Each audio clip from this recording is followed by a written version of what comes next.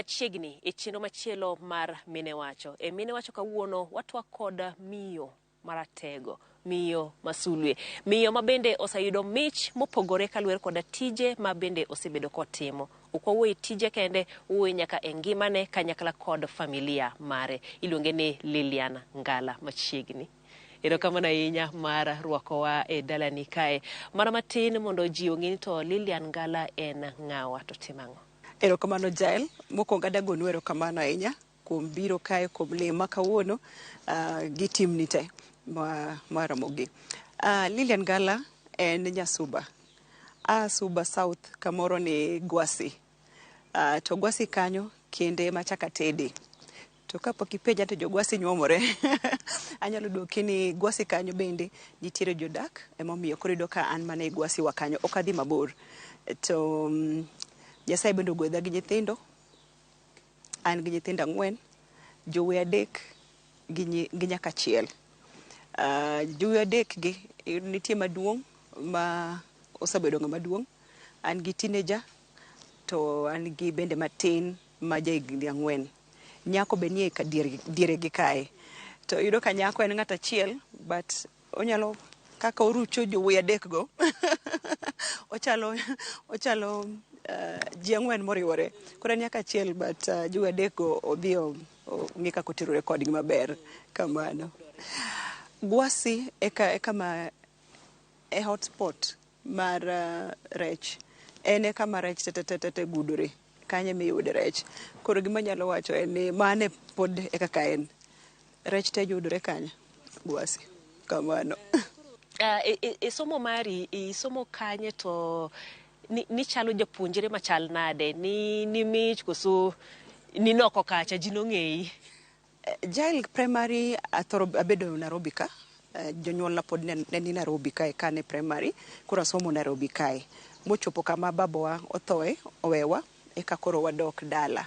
Koro secondary ema dhi atimo dala, asomo Mabei.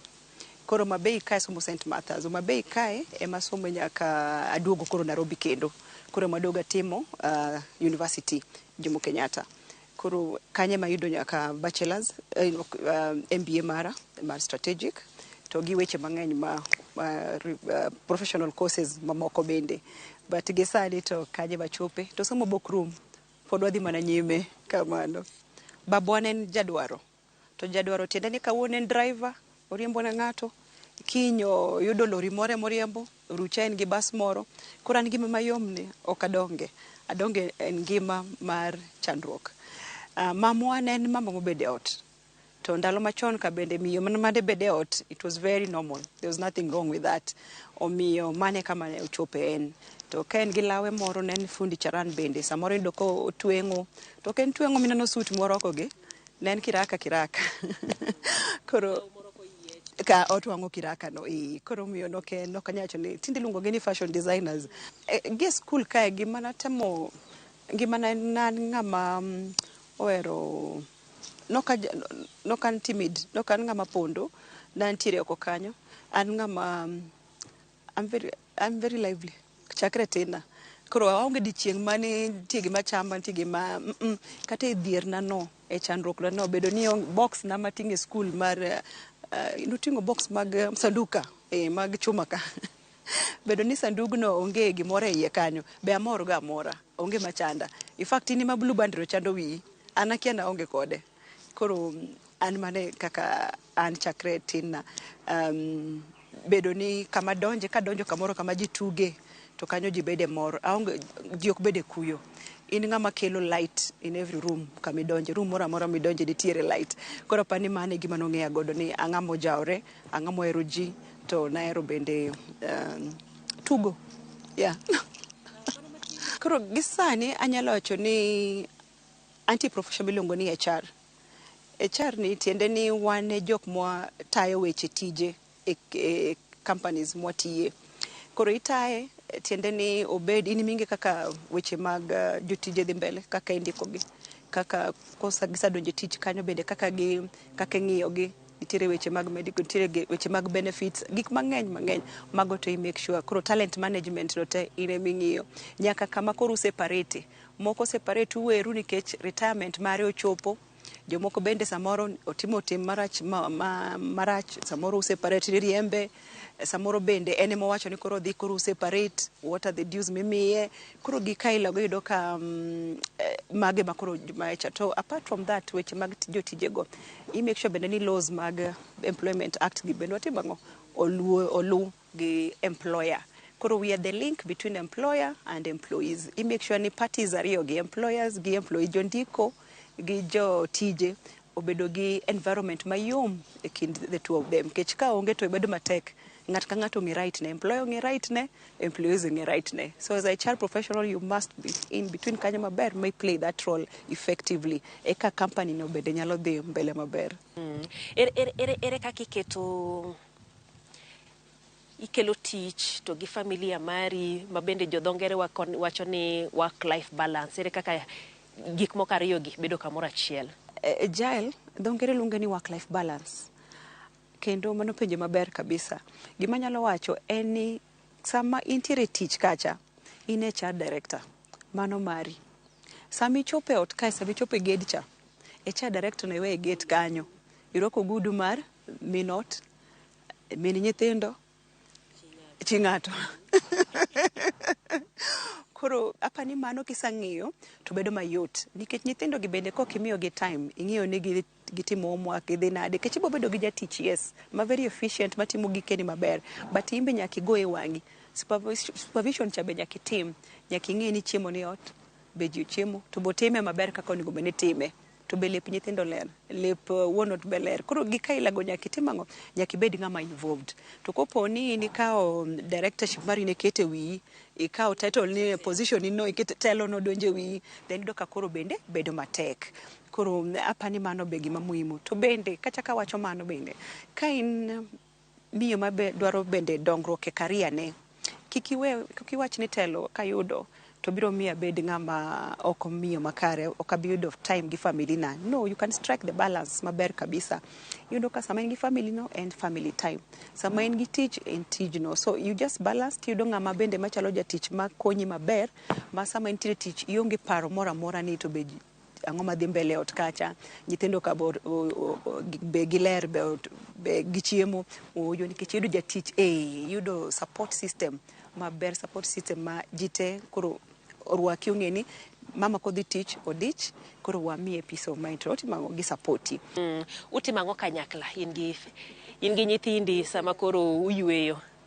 Koro gik motimo kanyakla ma kata wach ni en Sundays makelo together gi nyithindo, en ni yudo ka nawacho mokwongo ni an gi nyithindo madongo ariyo gi matindo ariyo.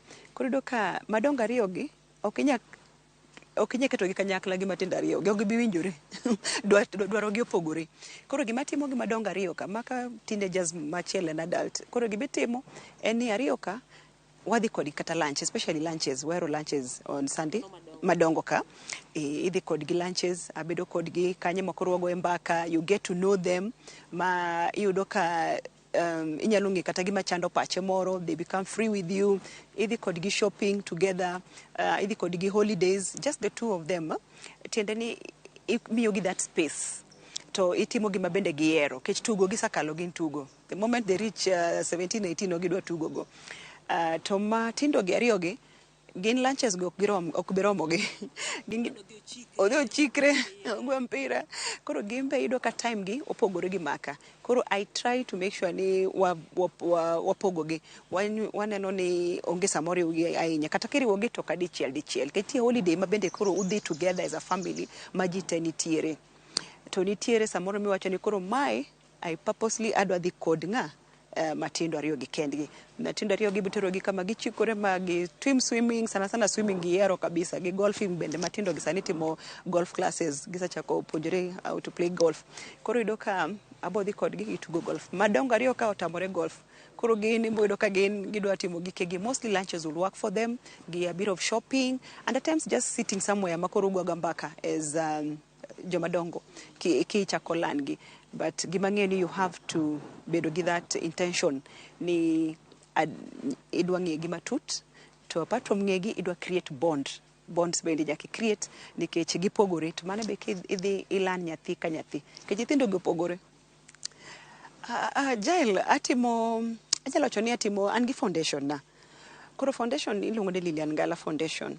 Koro foundation gima timo en yudo ka gedo ne mine ma ochando kata mine mond liete. Koro gimomiyo an gedo ne mond liete nakoni kono chako ni an wuono notho kantie secondary. Matiende ni aneno gima minwa noneno chandruok ma joma mine bedo godo, especially mine maonge ute. Kech ka babwa ne thonwa ne od lum. Koro yudo ka bedo matek ne miyo ni mondo bed kata gi pesa moro monyange godo mabati. Koro emomiyo an gi hera gi dwaro mar bedo ni onge ot mar lum e gwasi mangima.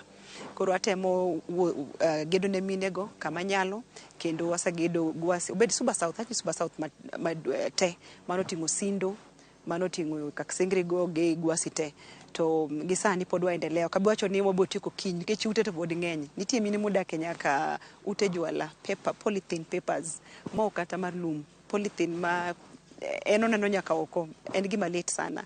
Koro emomiyo acho ni pod wabodhi mbele, pod abiro medo gedo ka Nyasaye omiya ngima, Nyasaye ochako omiya yuto matino, pod abiro dhi mbele nikech ang'eyo gima en. Kata nyithindo minyuole utego, iyudo ka most of the time iyudo ka chirgi dok chien, confidence margi dok chien, esteem margi dok chien, ni piny kabisa nikech ok odwa ni gima oneno cha lit no bede chunye. Koro kata odhi e skul to pod ok en ng'amo jawre nikech pod oparo lit makanye madalagi. Koro iyudo ka sama akonyo minego not just for the women but nyithindo bende moa e utego, nikech nyithindo gedo ka confidence gi ni chien sana. So sama min gin gi ot machalo ot ma jirende gi odake, ok en mar kidi lakini at least en mar mabati wieno, iyudo ka nyithindo go bedo gi pogruok. Kendo ang'e gima en an owuon gima esteem nyalo tim, gima gino nyalo timo ne esteem mari en tich matek kabisa, ma iyudo kata ka en ng'ama nigi mor to samoro chunyi bedo gi lit unless Nyasaye omiyi teko moro mar idhi adhiya mbele. To Nyasaye bino ok mi ji teko ailano bende ahinya mang'eny. Koro nyithindo moko can be damaged completely, nitie moko ma bende nyalo wuok oko. Koro mano emomiyo I really advocate for decent housing ma kama nyalo pod abiro medo tiyo matek. Machielo bende manyalo wacho kopogore gi Lillian Ngala Foundation, an gi Lillian Ngala Network. Koro Lillian Ngala Network en opogore gi foundation. Network gima timo en is all about leadership. En gima timo en weche telo. Tiende ni opuonjo managers gi leaders mantiere companies mopogore kembni mopogore ni nyakwa bed joma beyo e telo ma Nyasaye omiyo wago.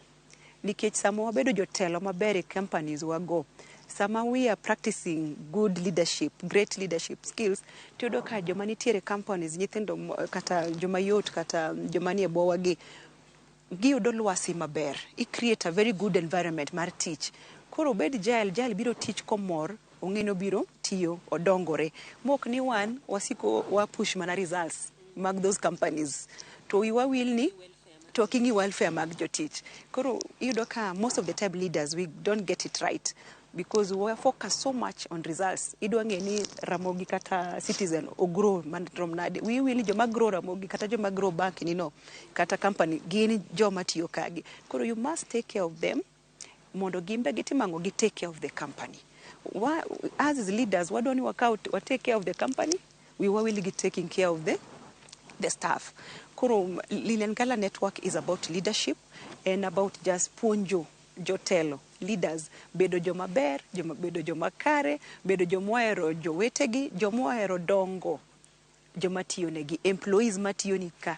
Kagionge, you cannot go for agile. You must take care of them. And kido companies madhi mbele maber kata jotelo ma shine out here kata jotelo ma tiyo maber ma ineno tijegi. Ibodo ka gin jomohero jotije. Lillian, odiochiengi chalo nade? Ang'o mikwongo itimo sama ichako gokinyi?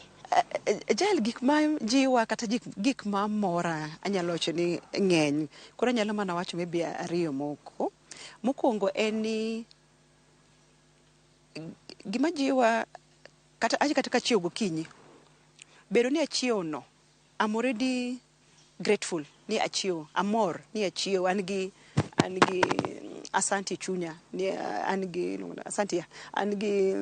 mor ni achiewo gokinyi. Nyasaye omiya ngima manyien gokinyi no aneno, nitie ng'ama ok oneno chieng' no. Already mano jiwo moro. To koro chop gi kanyo. Koro ka achiewo gokinyi, first thing en lemo. I have a corner mara manyaka leme corner nano. It's a sacred corner mabara. Kanyo kasaleme jail, I will get my gym outfit. Tiendeni lepa mag gym ka. Arwako. Tadhi e gym. Gym okabidhe mabora. Anno kadhi mabori bedo matek. Nikech samoro nigi excuse. Oh, kocha bor. Koyo ngich. Kauno kotho chwe. So I decided an gi gym e ot. Then I'll work out e ot kanyo. For atimo 1 hour, 1.5 hours. 2 hours maybe weekend. But daily, 1 hour, kata 1.5 kangeny. Gin gik mage kata bise yudo mich to e mich go gin mage ne gik mage ma itimo. Jal mano penjo maber kabisa. Apa ni gi kama ng'eny HR profession ni. Iyudo ka Nyasaye osebedo na mang jang'uono kabisa. Asabedo gi awards mang'eny ma moko as late as apa ni last year. And iyudo ka en mana tich mitimo no to kaka iwuok oko mitemo timo tije ma onge ng'ama initiatives ma onge ng'ama osabedo godo. Achiel kuom gima abedo recognized manyoro machiegni manyalo wacho en industry icon of the year. Industry icon of the year tiende ni nitiere initiatives makete bank kanyo kama tiye miluongo ni Diamond Trust Bank. Nitiere initiative mabiro godo ma onge ng'ama osatimo e industry mar HR kata industry mar banking. It cuts across, I mean the banking industry, HR industry as well. Iyudo ka iluongo ni job shadowing program. Wakawo nyithindo 100 July, nyithindo 100 January to gi July. Koro this initiative really stands out nikech onge bank kata onge organization matime to that scale mar konyo nyithindo mani oko kanyo motieko mbalariany kata madhi mbele gi skunde mag somo. Koro Industry of the Year award na yudo last year. Before that na yudo moro mar HR Technology of the Year again. Yudo kanti technology moro mwatiyo godo mar bank kanyo kendo performance management ok watime manually, watime through online. Mane kama koro technology bende donje. Koro mar HR technology no bende na yudo iga 2022-2021 kanyo. Koro gin awards mang'eny makachako wacho kabitieko kawuono. Kopogore gi mana again staff wellness. Yudo ka programs ntimo kete bank kanyo Diamond Trust Bank ma iga thrice edidek ega. Yudo ka wakelo medical camps. Staff nyalo ng'i weche tuoche matindo tindo gi. Yudo ka gi impimi kata BMI mari, weight ni berom gi height ni, koso height ni piny. So those kind of kilogo BMI but gikailago. Koro staff wellness bende nasa yudo award. Koro awards gi ng'eny ma okanyal kwano gi tema tieki. To kachaka doka kanya nyalo doke foundation ka. Kero awards mag tich makore gi tich as a HR professional mago nitiere kendo gi abedo pod abiro medo tiyo matek nikech kitimo gimiero jael onge ng'ama nyalo zimo taa mari biro medo rieny matek to kitimo gimo kiero to jael ibiro chunori. To sami chunori cha bende piny neno mane chunori isiko sika kanyo. Koro nikech atimo gimaero gima mora ayudo ka yot mondo ibed recognize. Kata kapok adhi e awards mag mopogore gi mag tich iyudo ka nitiere recognition mona yudo from the US company. I'm amongst abed recognized as amongst the top 50 HR professionals in Africa. Koro apani Africa kigo map note gine HR mang'eny kanya kwano gi to mondo ibede top 50 en ng'wono ma Nyasaye to gi tich matek bende ma piny mangima nyalo neno. Achaka bedo recognized as top 20 disruptive leader mano 2022 yes 2022 mano most disruptive tiende ni ng'ama jachir manyalo bedo gi initiatives ma onge ng'ama osatimo. You are not afraid of disrupting any status quo. Koro in ichiew pile idhi tich idonje desk ni ichamo lunch idok ot mano you're not a disruptive person but kama ng'ama nyalo donjo makaw program initiative maketi mopogore then that's how you fall in that category. Koro mano be na yudo top 20 again in Africa and top 50 is again Africa but mano pogore. Koro mano tiende ni HR profession. Koro gima nyalo wacho en Nyasaye mosamia tekono to gi paro wisdom bende wisdom bende a kuom Nyasaye, ok en marwa. And all we can do about it is just work hard and give your all. Ecclesiastes hapa nitiere buk kama wacho ni gima Nyasaye okete lweti, time gi teko ni te, time gi adiechi te.